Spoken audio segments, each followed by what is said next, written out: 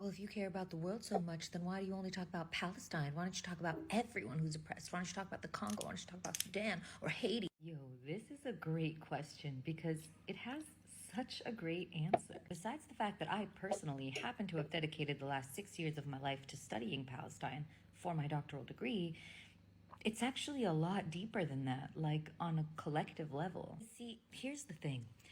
So when we ask this question, it's not about individuals, right? So if we ask why there's not a backlash to as equal or similar backlash to other people suffering around the world, including Muslims, for example, like why is there not enough the same level of reaction to people suffering in Yemen compared to Palestine?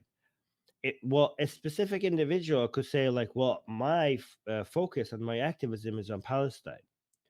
But the question is not about one individual at the time. The question is about collectively, like the world. Why is there so much of a backlash when it comes to Palestinian suffering, but not to, for example, as an example, the Yemen? I don't know. I don't know if you guys understand how this is such a common view. Also, there's so many people who are pro-Palestinian who don't even accept Israel as a nation state. If you don't accept this is bad for Israeli people because that means that they will not have peace for a very long time. But it's worse for Palestinians because more Palestinians are going to die than Israelis if this war continues. Israelis have some some economic advancement, some prosperity. They have higher standards of living, but Palestinians are never going to even enjoy something even remotely close to that if they are given the delusion that not not even two states is enough. Yeah, Israel should completely be gone. You're killing Palestinians with this narrative, guys. Do you understand why this narrative? This lady is supposed to be pro-Palestinian. Do you understand why this narrative kills Palestinians? Do you understand what I'm saying? Do you understand how? Let me know if I'm exaggerating. Do you understand what she's saying? She wants to wipe out Israel. So when this woman says Palestine, imagine this. Imagine us they call us anti-Palestinian, right? I am for a two-state solution. I know right now there seems to be no path to it, but that's the ideal outcome eventually. Let me know if you guys are for a two-state solution or not, right? But I am for a two-state solution because I want peace, prosperity, and security for the Israelis and the Palestinians. That's, I think, the only way this whole thing will stop at some point, right? But look at do you know how many Palestinians are going to die because of this narrative of this lady? Like, they consider, so basically if we even get to a two-state solution, this what she's saying is so dangerous. It's so dangerous because even if we get to a two-state solution, they're not satisfied. The occupation is still continuing because all of Israel is Palestine. There is no such thing as Israel. They consider all of it to be Palestine.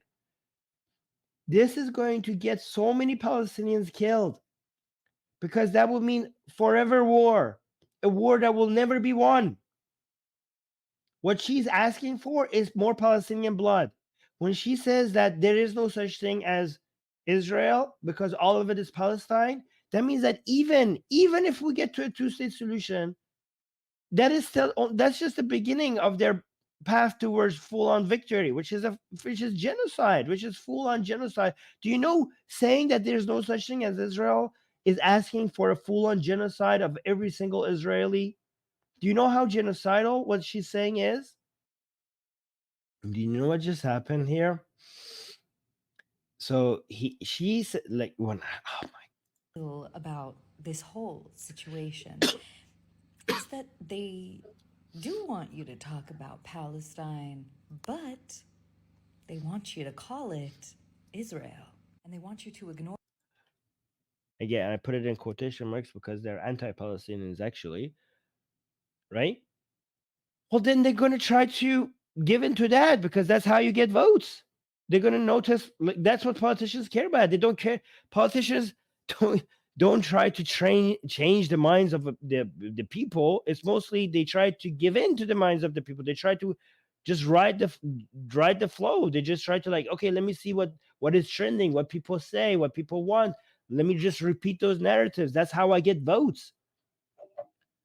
And they're different peoples with different people with different narratives. So the politicians are a reflection of the people, whether they're pro-Israel or anti-Israel. The pro-Israel ones want the votes of the pro-Israeli electorate, and the anti-Israeli ones want the votes of the anti-Israeli ones. So that's just what's happening. There's not this conspiracy to just try to shut people up in Western countries. You know where people are trying to shut people up? In Gaza. Like, oh, if they don't like that, even if you think about it, you're lady, you're describing Gaza. You're describing Gaza. When it comes to um, lack of free speech and the censorial attitude of a government and policing people's words or thoughts, you're going to see that more in Gaza, done by Hamas to its people, way more than you're going to see that in France or Germany or United States. They're still using one of the land's How is her audio? Is her audio low or is it high enough for you guys? Maybe. ancient names as an insult. Philistine. Philistine means like a lowbrow, good for nothing, hostile to culture. Philistines. Your Lord is disgusted by these people. Don't you take their disgusting ways. Now, at the same time, Philistine was a name given by the Romans to that area, and it was anti-Jewish. It was an anti-Jewish measure. It's a Roman name. It's a Western name, which also shows that there was zero Arab identity. There was no Arab identity in that area until the United Nations made it one. The same United Nations that made Israel the Israeli identity and national identity, made the Palestinians identity and identity. But we know that there was no such thing as Palestinian before then, because it's it's Palestine, right? A name, a name that cannot even be pronounced by Arabs because it has P in it, and Arabs don't have P. They don't have P. That's why they turned it into Philistine. I don't know why you're saying Philistine is an insult. Yeah, Philistine, or Palestine, actually, Palestine, because Arabs don't have this P sound. The actual name of the land is something that Arabs don't even have letters for it. So that shows how native that whole name is. Shows how Arab this identity is. But the actual name was not an insult to the Arabs there. The actual name of Palestine was an insult to the Jewish people there, because the Romans were so anti-Jewish that they wanted to change the name from Israel to something that was not Jewish. It was an anti-Jewish measure. time, and this is what's truly sickly. Like, this is what's Look how opposite everything is. She's like, oh, they don't, like, everything she said so far was completely opposite of reality. Like, you don't even, in Western countries, they don't want you even to think about, like, supporting Palestine. Like, no, even the politicians have pro-Palestinians activists in them. And it's actually in Gaza. In Gaza, you have a government that is so censorial. And now she's like, yeah, Philistine, this name is an insult to the Arab population there. Like, no, actually, the name Palestine was designed to be anti-Jewish. It was an insult to Jewish people. So everything so far is 180 degrees the opposite. And she's supposed to be like an educated person that has studied Palestine for so many years, and she doesn't understand anything. genuinely is. Or pro-Palestinian. So why, if they see so many people are being anti-Israeli, in fact, if this is something that people are talking about a lot, what do you think politicians care about the most? Politicians care about getting reelected. They care about getting votes. Like, oh, they will, like, even if you think about bringing that shit, like, what are you talking about? They bring it up themselves.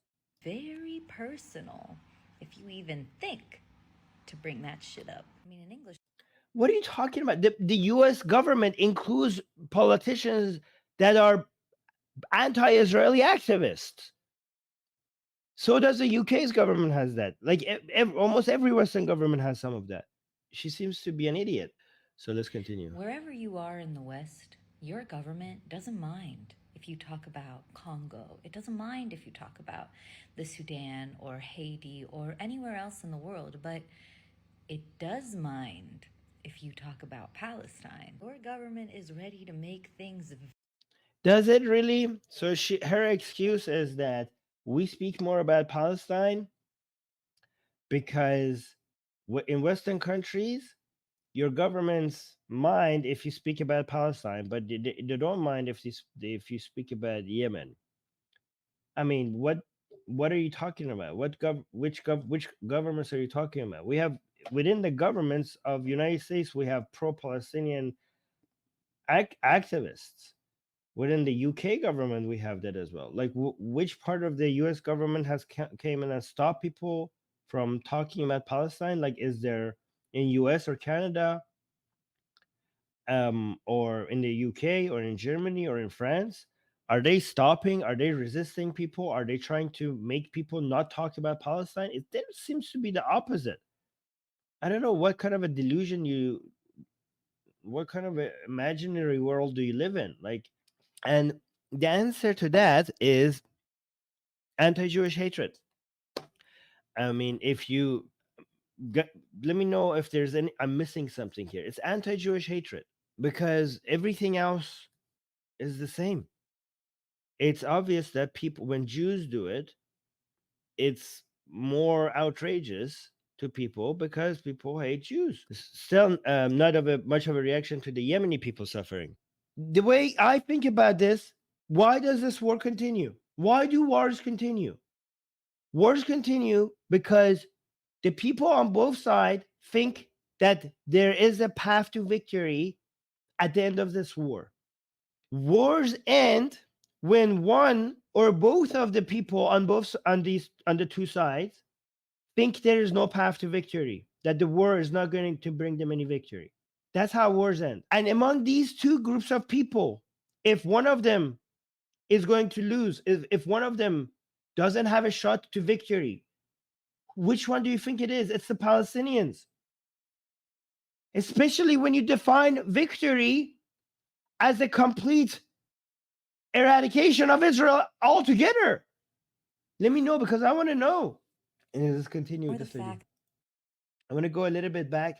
It's that they do want you to talk about Palestine, but they want you to call it Israel. And they want you to ignore the fact that Israel is being actively built on top of Palestine. They want you to ignore the fact that the people of the land have been and continue to be displaced and replaced by new people from all around the world. And they want you to call these new people Israelis. They want you.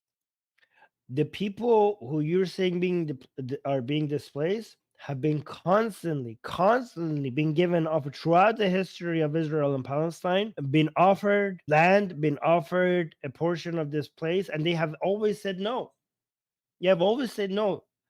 Every time they were offered, like, okay, this is our land, this is your land.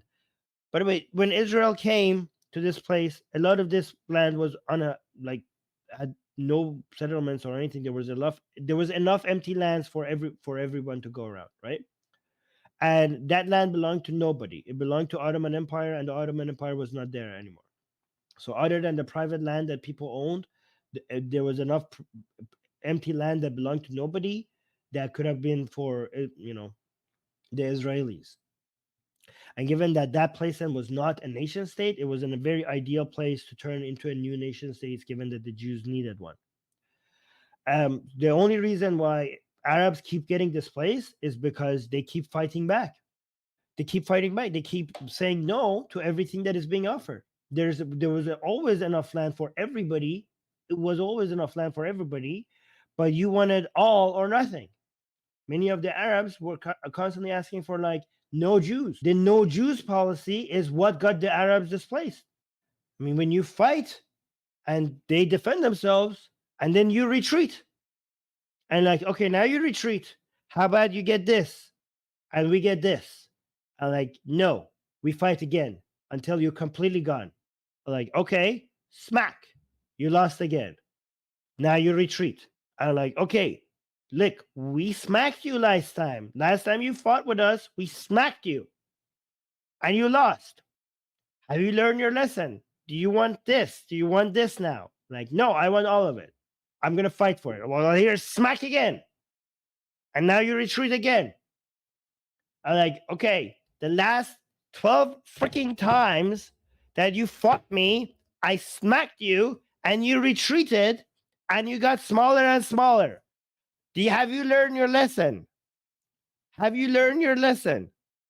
You know that Monty Python scene where the guy cut his hand and like, oh, it's nothing but a scratch, and he keeps wanting to fight back and thinks that they could win. This is like the situation here now. I like give up. Like now, like is this? Can you like? I'm gonna you. You're not gonna like it if you attack me. You're not gonna like the response. Like, oh, I don't care. I'm not paying the price. It's my civilians that are paying the price. So yeah, I'm gonna attack again. Like, oh, okay, smack. All right, so who's displacing who? You're displacing your own people.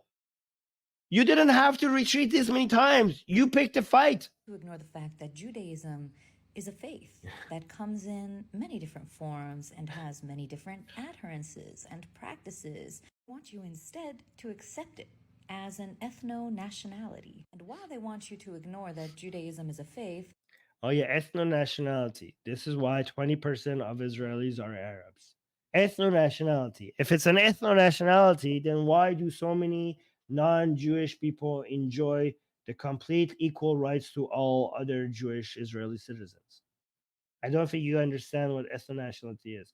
I know that there's some Israelis that do want to turn it into an ethno-nationality, and I'm against them, but there are plenty of Israelis who do not want that. And they understand that citizenship is beyond race. You know, it's beyond ethnicity, and they're proud to have Arab Israelis. accept it as an ethno-nationality. And while they want you to ignore that Judaism is a faith, they also want to co-opt that faith and its teachings as their own because God promised. Who wants to make you ignore Judaism as a faith?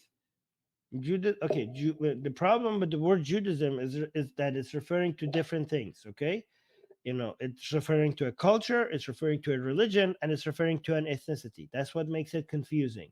That's why we should have three different words for these things. Okay, I don't know why no people are not trying to make you ignore that Judaism is a religion, but I do agree that there are some people who are trying to take advantage of this word having three meanings.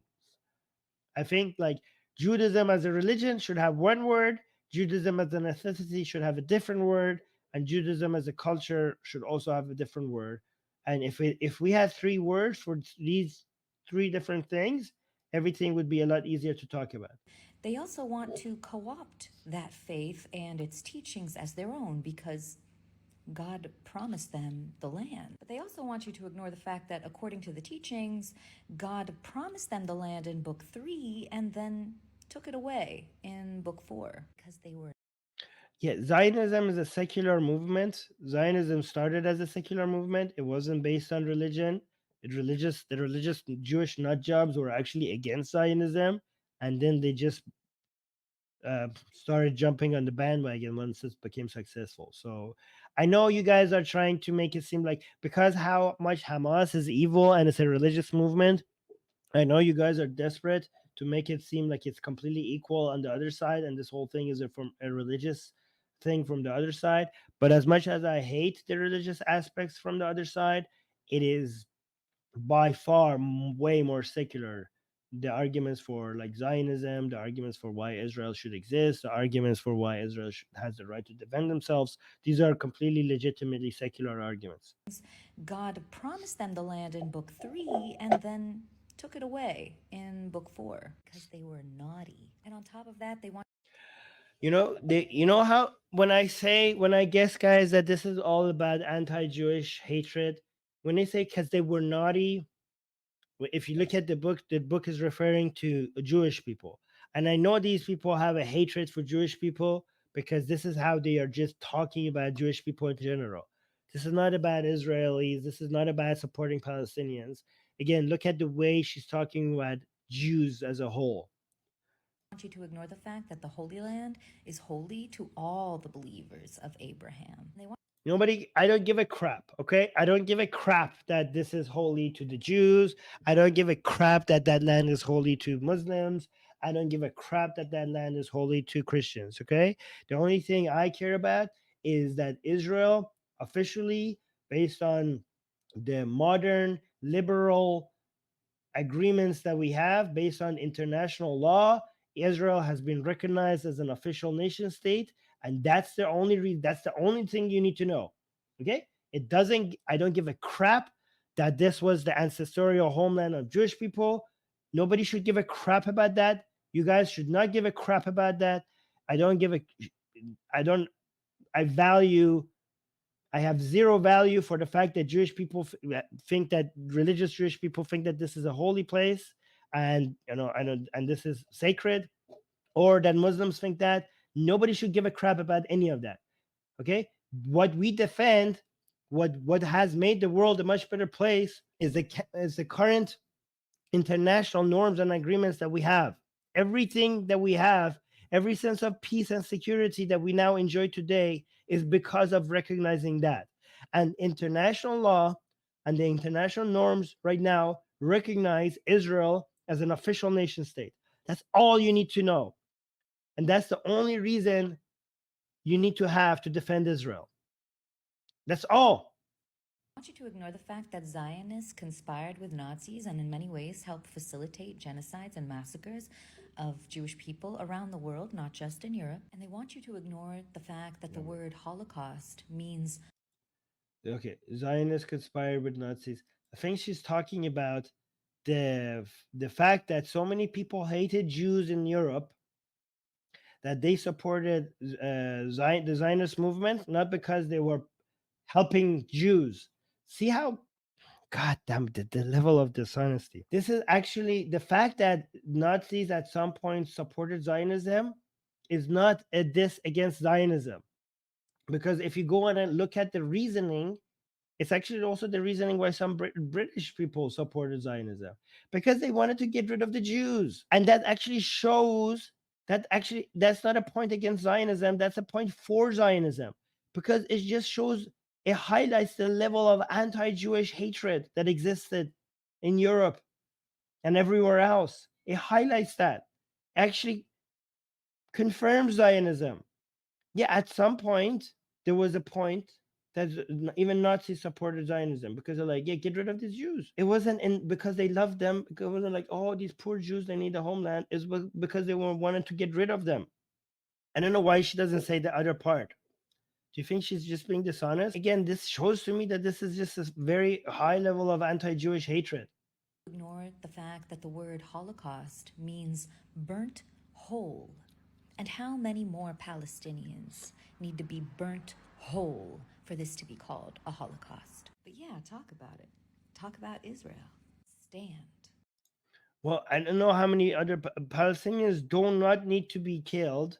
Okay, the moment people like you stop convincing them to keep on fighting, that's when it will. That's when Palestinians will stop burning whole. When people like you and Islamists like Muhammad Hijab and Ali Dava and the Islamic Republic of Iran stop funding and motivating them to keep fighting. That's when it will stop. It's up to you. It's up to people like you. With Israel. There is a little bit of, how you say, hypocrisy, no? It's a little bit alarming, n'est-ce pas? Palestine is our portal, the portal between us and our entire collective shadow. Because the voice of Palestine has reached us. The cry that comes from Gaza doesn't only come from Gaza, it comes on behalf of the entire world, on the behalf of the Congo, on behalf of Sudan. Israel and Palestine.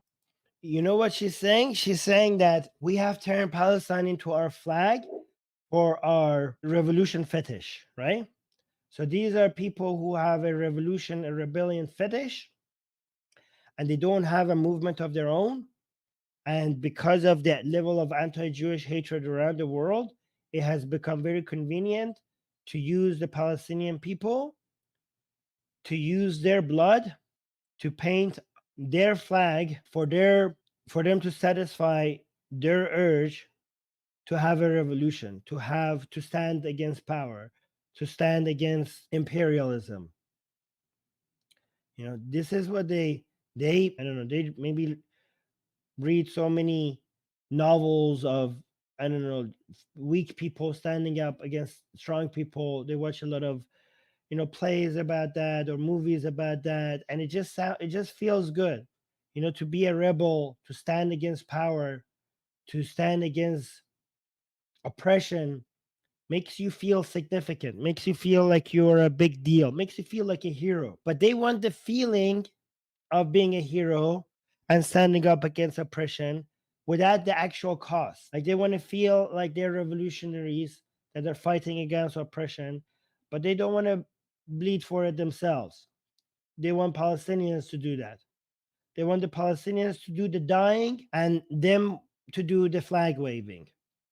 The good feeling part, the part where your house is fall, the bricks of your house is falling upon your little baby, okay?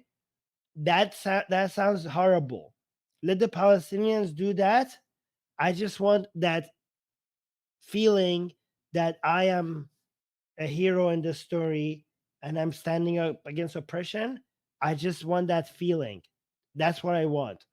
I don't want to have to pay the cost for it. I will just encourage the Palestinians to do that for me. Palestine is like where the physical body and the shadow meet. And we, as people in the West, are Israel. We thought we were the light, that we were democracy, we were freedom, technology, progress. We are fashion and culture, and our shadow was Palestine, Congo, Sudan, the dark, the poor, the hungry, the uneducated, the not an English speaker, Philistines. But when you look now to Palestine, when you watch these videos where you see the body and the shadow, where you see the Israeli and the Palestinian meeting face to face, when you see the native with a stone and the soldier ready to run him over with a tank, when you see the little boy being dragged to prison by a uniform, when you see the little girl lying under the rubble from the airstrikes, who looks like the body and who looks like the shadow to you? You see, you see how poetic and heroic she feels like. She's Look at the effects that she's doing. This is about her. This is not about the Palestinian people. She made this video and she thought that I this looks so profound and beautiful. You know, Palestinian people, if you are watching this, if you have lost your child, if you have lost your livelihood, okay, you if you have paid the price to fight Israel, what you have accomplished was not victory for yourselves or for your future or for your children or for your grandchildren. What you have accomplished is this lady making this poetic nonsense at the end of his video. And then when thinks that she's saying profound words, just bringing the camera close, like look at this effect at the very end. What you have achieved is people like her to make themselves feel like they're the hero in this story. This is all you have achieved. And these people encourage you to do what you're doing because it just feels so good. Look at the very end, the lines that she's, you know, dropping, and she feels like it sounds so profound, and the effect that she's doing, like when she's saying the words, she just we're at the part that she thinks is so profound, she just brings the camera closer to her face, because again, all I'm hearing, like it seems like she's talking about Palestinians, but what I'm hearing is, look at me. That's what it sounds like. Listen to this again. When you see the native with a stone and the soldier ready to run him over with a tank, when you see the little boy being dragged to prison by a uniform, when you see the little girl lying under the rubble from the airstrikes, who looks like the body and who looks like the shadow to you? Yeah, amazing. I bet you after this, when she posted this, she's like, I don't know, masturbating over the comments that people are living here and telling her how big of a hero she is and how profound her words are.